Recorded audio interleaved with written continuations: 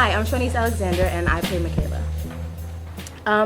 I think the play is really significant because it shows a completely different perspective than what was displayed on the media at the time. And I also think that it caters to a lot of people who may not have known about this, anything about the story really, because I feel like in this generation you hear a lot of things through social media, through Facebook, Instagram, people post things, and you kind of see the headline and that's it, and you don't really know what happened. So, I think a lot of people who were even in the audience tonight, you came to this play and you're like, okay, I'm about to see a piece of art being performed, and you are able to leave really informed about something that I think is really important in the world's history, our country's history, and the city of Baltimore, their history. Hi, my name is Michael Vargas. I'm playing Cameron, and it's definitely been a journey with this play. I've become more socially conscious, and I think I've grown a lot as a person. Just going out, seeing Baltimore, and working with this great cast, and Morgan, of course, is a great director and a great writer too. So just overall, it's been a wonderful experience. Hi, I'm Amber Moreland. I am currently a senior at Marymount Manhattan College in New York City. I am originally from North Baltimore off of Northwood Drive. My role in the play today is I'm one of the opening acts. I'm dancing.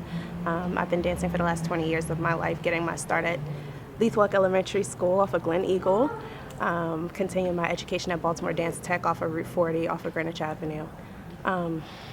This play is so important to not only the millennials they're going through, but to the African American community as a whole and America as a whole.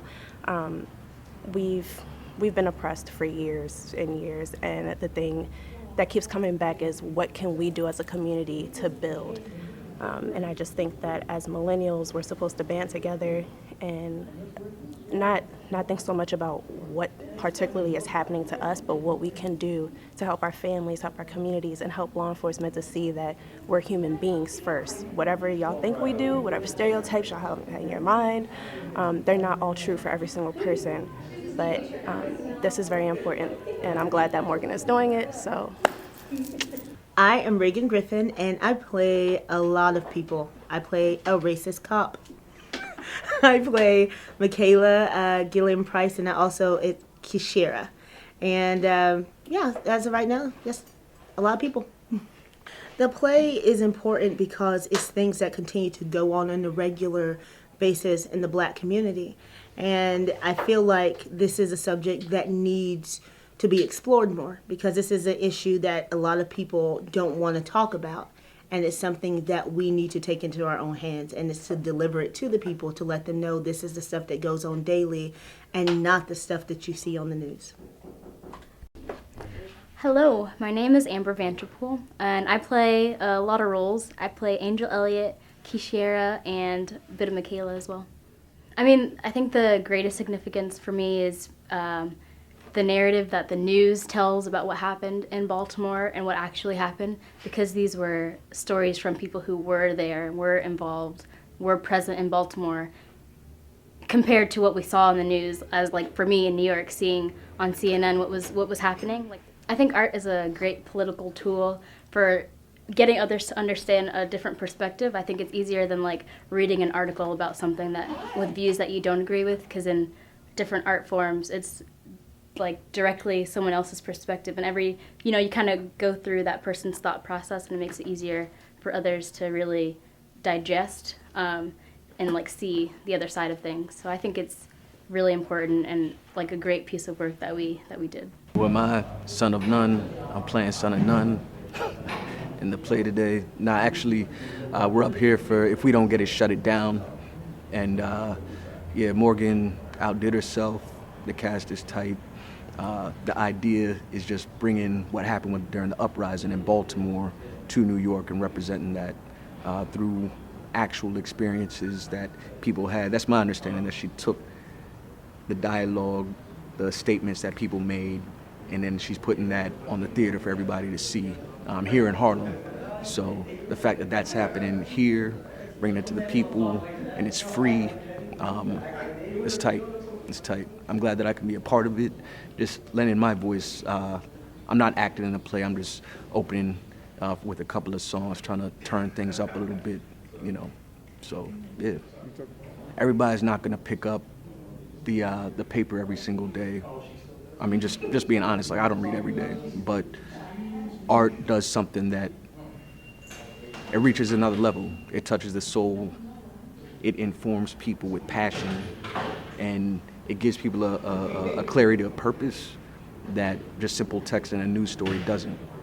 It's undeniably coming with a piece of bias that's towards black people, for black people, about black people, right? The press, most of it is not about that, right? So they're gonna be calling us thugs and all of that nonsense, but here, we're actually getting some real perspective with real passion.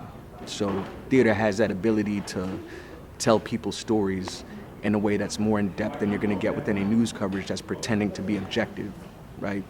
Theater doesn't have to pretend to be that. It can actually just be open and honest and be like, this is about black people right here and what we're dealing with in this movement right now. Hello, my name is Jerson Sorrell.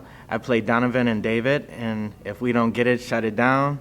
The play, what it means to me is, I think like it's a time for us to like honor like this movement that happened a year ago, and like the passion of that community, and like it's something that's ours. And for it to be in Harlem, like in a place of such culture, I don't know, it's like a wonderful place for the world premiere, because Baltimore is a place of like culture, and like for me, the process have been like really my first experience really like diving into the lives of other individuals, because we took a trip down to Baltimore, and I got to learn the culture, I got to try the food there, meet the people, and like study. It was kind of like doing a life study on two individuals for me. And yeah, it was unlike anything I've ever done, and it was like really the first time I was like, wow, I'm really doing what I set out to do, what I came to New York to do. And so that's a beautiful thing.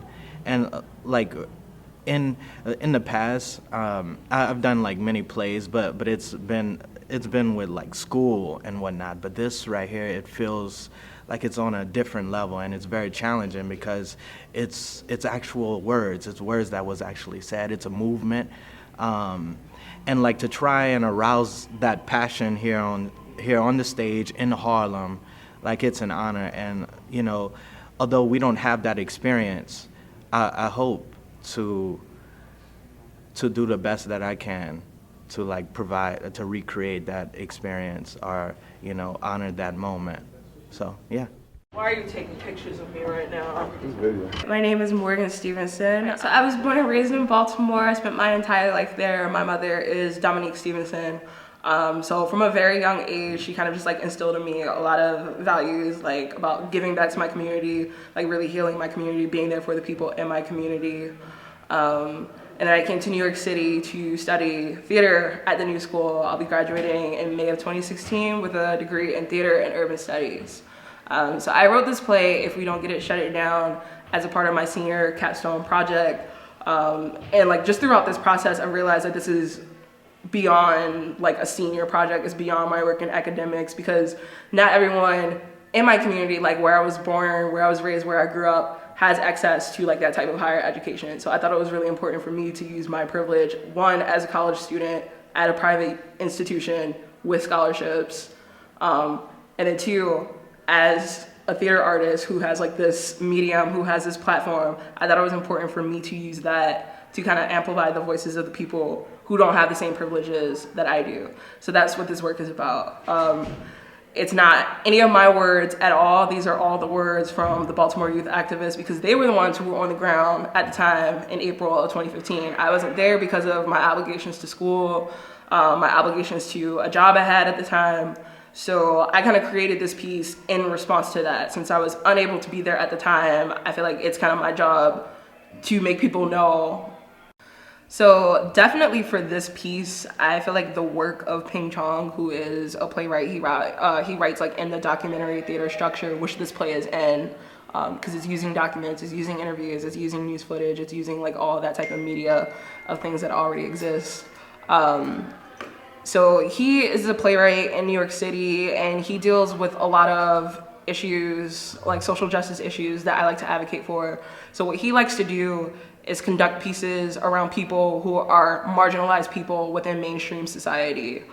So people who are often seen as other, as opposed to like being within the dominant culture. So he writes pieces about what it means to be an immigrant in the United States, what it means to be Muslim in the United States, like with a lot of Islamophobia, xenophobia, all of that kind of stuff. He writes about people who kind of grew up in this country but have an immigrant status. So I was really drawn to his writing style because I feel like I stated before, it's really important for me to amplify the voices of the unheard. So I like to think that in a way I'm channeling him by focusing on marginalized peoples within society and giving them the platform to advocate for themselves. Another playwright I really enjoy is Lynn Nottage, and my favorite play by her is Ruined, and it's set in the Congo during the Civil War, and it's just about kind of like the objectification and like brutalizing of women, of sex workers, of many things like that. So that was a role I played in high school, and I just refer back to that play every time in my memory, because I feel like things on stage need to be shocking. People need to be uncomfortable because theater isn't really doing its purpose if people aren't uncomfortable, if people aren't outraged, if people don't viscerally respond to something that they're seeing in front of them. As far as like political leaders, I would say I'm more of a Malcolm X than MLK. Also, my mom, like just herself, like my mom, Morgan Stevenson, is just an amazing person. Like I don't even have the words to describe like who she is, how amazing she is, and like how much she's influenced me. At a very early age, just introduced me to like Black liberation, theology, like all of that. And it's like the talks that I've had with her are the things that influence me the most. Like she's told me the importance of like not being complacent, the importance of not like seeing things in such a singular way and like looking at a large scale, looking at a big picture to like solve issues that like we're fighting for. So like if we want to end police brutality, like there needs to be a concrete plan. And to me, she's just always been a woman who isn't about sitting around having conversations, because that doesn't do anything for people who like don't even have the privilege to sit in a room and have the conversations that we're having. I think the way that I can balance like doing this political theater and like still being like a young Black woman living in like New York City, post-gentrification, all of that, it's really important for me to check myself and like understand my privilege in situations, because I feel like you aren't really doing anything progressive if you're not like focused on the implications of what you're doing. I think it's also important to practice self-care in any way that you see fitting to your lifestyle. I'm not gonna condone the use of drugs or anything, but like whatever you like, am I not allowed to say that? But no, I think it's important to surround yourself with people who aren't bringing you down, to cut toxic people out of your life, because you don't need that type of negative energy when you're dealing with such heavy topics. So I feel like a lot of this work, like it comes with me, like it comes into my personal life, and that can take a toll like on my mental health. Like sometimes I do suffer from having so much anxiety, suffering from depression, but it's also really important to understand that like the work that you're doing, it's like important to meet like goals and everything, but you have to understand that like your work isn't going to end something right then and there. Like this is a process that's going to be going on for years. So that's what keeps me going. And also knowing that like there's so many people who would love to be in my place right now. And I think that's what humbles me the most. Like I like to be really humble about everything that I'm doing and look at everything as a learning opportunity, because like as an artist, as a young Black female artist, like I feel like I constantly need to be developing myself. I need to keep learning. So I like to take in like things that people are saying to me, things that my family are telling me, things that my friends are telling me. So it's just really important to find like that balance of like having a social life, but also understand that like your political life and your social life can intersect. You can be having these conversations like amongst your peers in like a really informal setting. You should be contextualizing it in like every experience in your life. When you know we can hurt and die